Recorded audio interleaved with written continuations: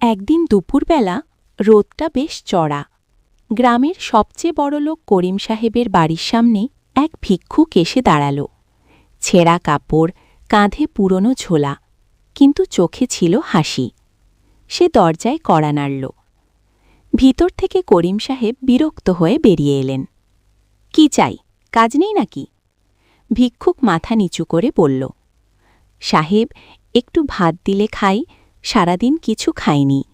করিম সাহেব কপাল কুঁচকে বললেন, এভাবে ভিক্ষা করলে হবে? কাজ করো, কাজ।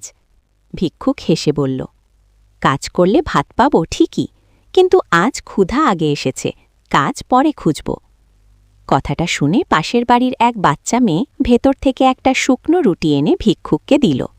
ভিক্ষুক দোয়া করে বলল, আল্লাহ তোমাকে বড় করুক, মনটা যেন সব সময় এমন বড় থাকে। করিম সাহেব হেসে বললেন, এই শুকনো রুটিতে কি হবে?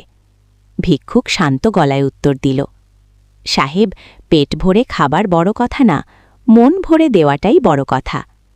কথাটা শুনে করিম সাহেব থমকে গেলেন। এত টাকা, এত বাড়ি, তবু কেউ তাকে এমন কথা কখনো বলেনি।